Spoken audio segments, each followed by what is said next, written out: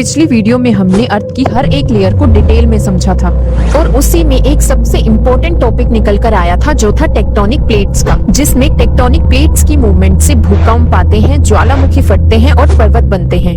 तो चलिए आज इन्हीं में से हम समझते हैं अर्थक्वेक यानी भूकंप को थोड़ा और डिटेल में। आखिर ऐसा क्या होता है पृथ्वी के अंदर जो ये टेक्टोनिक प्लेट्स इतनी तेज मूवमेंट करने लगती हैं और इतने खतरनाक भूकंप आते हैं। ये वीडियो एक तरह से पिछली वीडियो का कंटिन्यूएशन है, तो एक बार पिछली वीडियो को जरूर देख ले ताकि आज का कॉन्सेप्ट आपको और अच्छे से क्लियर हो। तो चलिए समझते हैं अर्थक्वेक के बारे में। अर्थक्वेक यानी भूकंप एक ऐसी प्राकृतिक घटना है जिसमें धरती अचानक से हिलने या कांपने लगती है।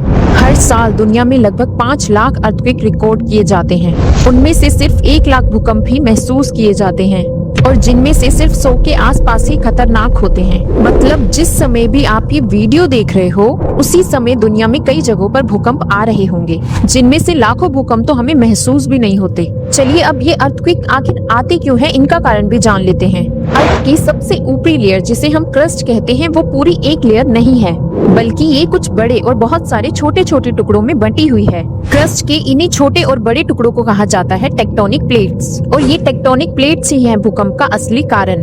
जब ये टेक्टोनिक प्लेट्स खिसकती है या आपस में टकराती है या कभी आपस में अटक जाती हैं, तो इनमें एक तरह का स्ट्रेस यानी तनाव बिल्ड होता है जो कि एकदम नहीं बनता, बल्कि कभी कभी कई सालों तक ये स्ट्रेस वहाँ जमा होता रहता है। और जब ये स्ट्रेस वहाँ हद से ज्यादा बढ़ जाता है तब एक दिन सडन एनर्जी बाहर निकलती है और ये एनर्जी वेव्स यानी तरंगों के रूप में धरती तक पहुँचती है, जिनकी वजह से धरती में एकदम से झटके या कंपन महसूस होने लगता है। और ये टेक्टोनिक प्लेट्स ऐसे ही हर टाइम मूवमेंट करती रहती हैं, कभी भी शांत नहीं रहती। क्या आप जानते हैं आखिर अर्थ के अंदर ये एनर्जी रिलीज कहाँ से होती है? तो चलिए इसे भी समझ लेते हैं। अर्थ का वो पॉइंट जहाँ से भूकंप शुरू होता है उसे हम कहते हैं हाइपोसेंटर या फोकस। यहीं से होती है भूकंप की शुरुआत, और जिस पॉइंट से ये भूकंप शुरू होता है उसी के ठीक ऊपर सरफेस पर जो जगह होती है उसे कहते हैं एपिसेंटर। एपिसेंटर वही जगह है जहां भूकंप सबसे ज्यादा महसूस होता है और सबसे ज्यादा नुकसान करता है। और सबसे शॉकिंग बात ये है कि कभी कभी ये एपिसेंटर होता है समुद्र के ठीक नीचे,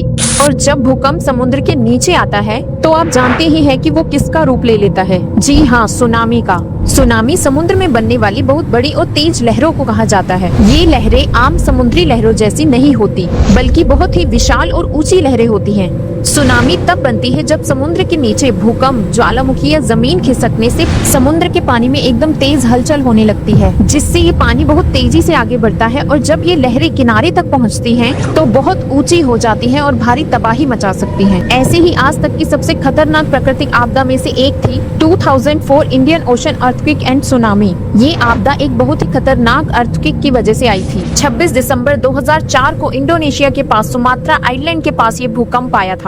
ये आज तक का इतना खतरनाक भूकंप था जिसकी तीव्रता 9.1 से 9.3 मैग्नीट्यूड तक दर्ज की गई थी, जिसकी वजह से इस आपदा से 14 देश प्रभावित हुए और 2 लाख से भी ज्यादा लोगों को अपनी जान गंवानी पड़ी थी। इस अर्थक्वेक की सबसे शॉकिंग बात ये थी कि नॉर्मल अर्थक्वेक्स कुछ सेकंड तक ही होते हैं, पर ये अर्थक्वेक लगभग 8 से 10 मिनट तक चलता रहा, जिसकी वजह से ये आज तक की सबसे खतरनाक नेचुरल डिजास्टर में से एक मानी जाती है।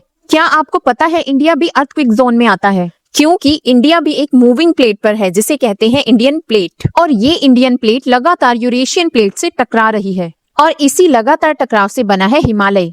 लेकिन ये हिमालय सिर्फ बना ही नहीं है, बल्कि अभी भी ये बिना रुके ग्रो कर रहा है। इसका मतलब ये प्लेट मूवमेंट लगातार चल रही है और स्ट्रेस भी लगातार बिल्ड हो रहा है। यही वजह है कि इंडिया को भी अर्थक्वेक जोन में रखा गया है, क्योंकि सालों से यहाँ जमा हो रही एनर्जी कब भूकंप बनकर बाहर आएगी कोई नहीं जानता। क्या आपको पता है इंडिया में साइज्मिक जोन कौन कौन से हैं? साइज्मिक जोन्स मतलब भूकंपीय क्षेत्र, इंडिया की ऐसी जगह जहां भूकंप का खतरा सबसे ज्यादा बना रहता है। इंडिया के इन साइज्मिक जोन्स को 4 जोन में डिवाइड किया गया है, जो हैं zone 2, zone 3, zone 4 and zone 5। इनमें से zone 5 high damage risk zone में आता है, जिसमें north east India, Jammu Kashmir, Himachal, Uttarakhand, Kutch का रण, उत्तरी बिहार का हिस्सा, अंडमान निकोबार द्वीप समूह शामिल है। क्या आपको पता है इन भूकंपों की तीव्रता को मापते कैसे हैं, या कैसे पता चलता है किस जगह पर कितने मैग्नीट्यूड का भूकंप आया है? अर्थक्वेक की तीव्रता मापने के लिए रिक्टर स्केल का यूज किया जाता है, जो एक पैमाना है, और भूकंपों की तरंगों को रिकॉर्ड करने वाले उपकरण को सिस्मोमीटर या सिस्मोग्राफ कहा जाता है। इसे ऐसे समझो कि भूकंप की तरंगों को सिस्मोमीटर में रिकॉर्ड करके उस रिकॉर्डिंग से रिक्टर स्केल पर भूकंप की तीव्रता को मापा जाता है। भूकंप को 0 से 10 तक की संख्या की श्रेणी में मापा जाता है, जिसमें से 1 से 6 मैग्नीट्यूड के भूकंप को लगभग नॉर्मल माना जाता है, जो ज्यादा नुकसान नहीं करता। पर 7 और 7 से ज्यादा मैग्नीट्यूड के भूकंप को बहुत ही डेंजरस और बहुत ही ज्यादा विनाशकारी माना जाता है, जो बहुत ही ज्यादा तबाही लाते हैं। ये तीव्रता संख्या का बढ़ना सिर्फ एक नंबर का बढ़ना नहीं है। हर अंक का बढ़ना मतलब भूकंप की पहले अंक से 10 गुना ज्यादा एनर्जी होना, जिसका मतलब जितना बड़ा अंक उतनी ही भयानक तबाही। 9 मैग्नीट्यूड का अर्थक्वेक सबसे रेयर होता है और सबसे ज्यादा तबाही लाता है। ऐसा ही एक और 9 मैग्नीट्यूड का रेयरेस्ट अर्थक्वेक था। 22 मई 1960 को चिली के वाल्दिविया में आया अर्थक्वेक। ये अर्थक्वेक इंडोनेशिया में आए अर्थक्वेक से भी ज्यादा मैग्नीट्यूड का था, जिसकी तीव्रता रिक्टर स्केल पर 9.5 रिकॉर्ड की गई थी। इस अर्थक्वेक में लगभग 6000 लोगों को अपनी जान गंवानी पड़ी और लाखों लोग बेघर हो गए थे।